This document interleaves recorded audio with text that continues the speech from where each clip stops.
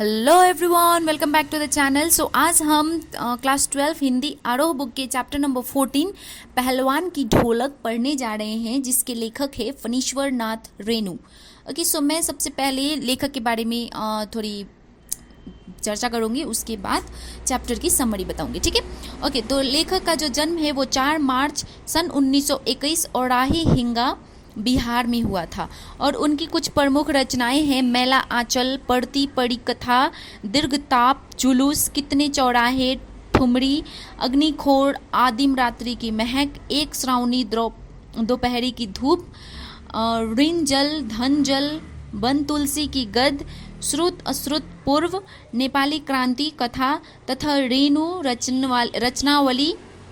और उनका निधन 11 अप्रैल सन 1977 पटना में हुई थी। फणीश्वर नाथ रेणु की प्रतिनिधि कहानियों में पहलवान की ढोलक भी शामिल है। यह कहानी कथाकार रेणु की समस्त विशेषताओं को एक साथ अभिव्यक्त करती है। रेणु की लेखनी में अपने गांव, अंचल एवं संस्कृति को सजीव करने की अद्भुत क्षमता है। ऐसा लगता है मानो हर एक पात्र वास्तविक जीवन की ही जी रहा हो। पात्रों एवं परिवेश का इतना सच्चा चित्रण अत्यंत दुर्लभ है। रेणु वैसे गिने चुने कथाकारों में से है जिन्होंने गद में भी संगीत पैदा कर दिया है। अन्यथा ढोलक की उठती गिरती आवाज और पहलवान के क्रियाकलापों का ऐसा सामंजस्य दुर्लभ है। तो आइए अब हम इस चैप्टर को शुरू करते हैं। सो पहलवान की ढोलक। तो लेखक स्टार्टिंग में बताते हैं कि जाड़ों के मौसम में श्यामनगर के समीप एक गांव में महामारी फैली हुई थी। गांव के अधिकतर लोग मलेरिया और हैजे से पीड़ित थे। जाड़े के दिन थे, वे रातें एकदम काली अंधेरी व डरावनी थी। कभी कभी उस काली अंधेरी रात में भगवान को पुकारता हुआ कोई कमजोर स्वर तो किसी बच्चे के द्वारा अपनी माँ को पुकारने की आवाज़ सुनाई देती थी।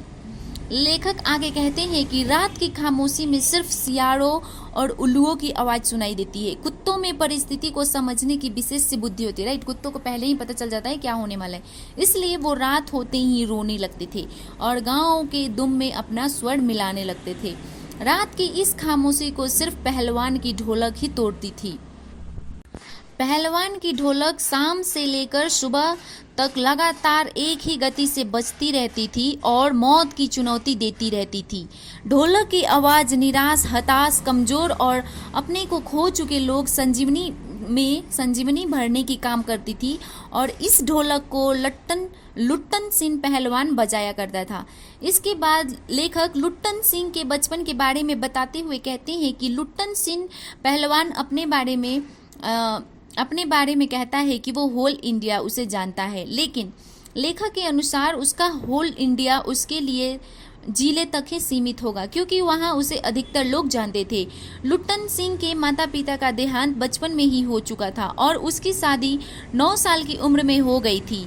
उसकी विधवा सास ने उसे पाल पोस कर बड़ा किया था। वो गाय चराता था, खूब दूध दही खाता था और कसरत करता था। मगर लुट्टन सिंह को ये अच्छा नहीं लगता था कि गांव के लोग उसकी सास को परेशान करते थे, इसलिए उसने गांव के लोगों से बदला लेने के लिए पहलवान बनने की ठानी और युवा अवस्था तक आते आते वह अच्छा खासा पहलवान बन गया था। उसने कुश्ती के दांव पेच भी सीख लिए थे।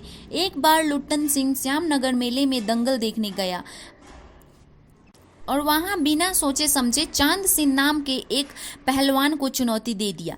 चांद सिंह पहलवान अपने गुरु बादल सिंह के साथ पंजाब में वहां आया था और उसे शेर के बच्चे का टाइटल भी मिला था। श्यामनगर के राजा चांद सिंह को अपने यहाँ राज पहलवान रखने को भी सोच रहे थे। लुट्टन सिंह की चुनौती चांद सिंह ने स्वीकार कर ली। जब लुट्टन सिंह चांद सिंह से भिड़ा तो पहली बार में ही उसे जमीन पे पटक दिया, लेकिन लुट्टन सिंह उठ खड़ा हुआ और दोबारा दंगल जब शुरू हुई तब लुट्टन सिंह ने चांद सिंह को चित कर दिया। उसने इस पूरी कुश्ती में ढोल को अपना गुरु मानते अपने स्वरों को हिसाब से ही दांव पेच लगाया और कुश्ती जीत ली। तो इस बात पे राजा प्रसन्न होकर उसे अपने राज पहलवान बना दिया। राजा का संरक्षण मिलने के बाद, मतलब राजा के साथ रहने के बाद, लुट्टन सिंह को अच्छा खाना व कसरत की सभी सुख सुविधाएं मिलने लगी। बाद में उसने काले खां समेत कई नामी निरामी पहलवानों को हराया, इसलिए उसके ऊपर हमेशा राजा का विशेष कृपया दृष्टि बनी रहती थी। धीरे धीरे राजा उससे किसी से लड़ने भी नहीं देते थे। अब वह राज दरबार का सिर्फ एक दर्शनीय जीव बनकर रह जाता है। लुट्टन सेन के 2 बेटे थे और वो अपने दोनों बेटों को पहलवान बना दिया। वो ढोलक को भी अपना गुरु मानता था, इसलिए अपने दोनों बेटों को भी ढोल की आवाज़ में पूरा ध्यान देने को कहता था। लुट्टन सिंह की जिंदगी ठीक ठाक चल रही थी, लेकिन 15 साल बाद अचानक राजा की मृत्यु हो जाती है, जिसके बाद उसकी जिंदगी में एक जबरदस्त मोड़ आता है। राजा की मृत्यु के बाद राजा के छोटे बेटे को राज संभालने मिल जाता है, जिससे नए राजा को कुश्ती में कोई दिलचस्पी नहीं थी, इसलिए उसने लुट्टन सेन को दरबार से निकलवा देता है। लुट्टन सेन अपने बेटों के साथ गांव वापस आ गया। गांव वालों ने गांव में एक छोर पर उनके लिए एक छोटी सी झोपड़ी बना दी, जिसमें उसने खाने पीने का इंतजाम भी कर दिया और उसके बदले में लुट्टन सेन ने गांव के नौजवानों की पहलवानी सिखाने लगा। लेकिन वहाँ गांव में तो बहुत सारे गरीब लोग रहते हैं, किसानों के बेटे, उनके पास तो खाने के लिए उतना कुछ नहीं रहता है, तो वो क्या खा के पहलवानी सीखते हैं, लेकिन वो भी बहुत दिन तक नहीं चला। इसीलिए वो अपनी ढोल की थाप पर अपने दोनों बेटों को ही कुश्ती सिखाया करता था। उसके बेटे दिन भर मजदूरी करते थे और शाम को कुश्ती के दांव पेच सीखते थे। एक बार गांव में फिर से सूखा पड़ गया। बारिश न होने के कारण चारों ओर हाहाकार मचा हुआ था। ऊपर से गांव के लोगों को हैजा और मलेरिया ने जकड़ लिया था। भूखमरी, गरीबी और सही उपचार न मिल पाने के कारण लोग वहां पे रोज मर रहे थे। घर के घर खाली हो रहे थे और लोगों के अंदर का इच्छा शक्ति, मनोबल प्रतिदिन टूटता जा रहा था।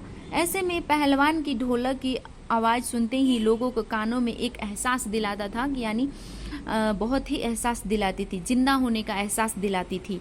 वह उनके लिए संजीवनी की काम करती थी। पहलवान के दोनों बेटे भी बीमारी के चपेट में आकर एक दिन मर जाते हैं, वो दोनों एक साथ ही।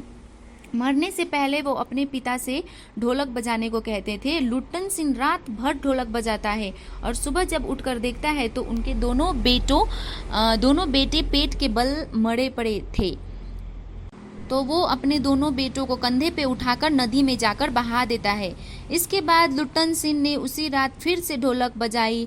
लोगों ने उसकी हिम्मत की दाद दी। उसके 4-5 दिन बाद एक रात ढोलक की आवाज़ सुनाई नहीं दी। पहलवान के कुछ शिष्य उसके झोपड़ी में जाके देखते हैं तो पहलवान ने बहुत कोशिश की, लेकिन वह हार गया और मौत जीत गई थी। वो भी मर चुका था। जब शव यात्रा होती है ना, मतलब कोई मरता है तो उनको ले जाते हैं ना दफनाने के लिए, तो उस टाइम पहलवान की एक शिष्य बोलता है, गुरुजी कहा करते थे कि जब वो मर जाए तो उनको पीठ के बल नहीं बल्कि पेट के बल चिता पर लिटाना है और चिता जलाते वक्त ढोलक अवश्य बजाना है। और वो शिष्य भी इसके आगे कुछ नहीं बोल पाया।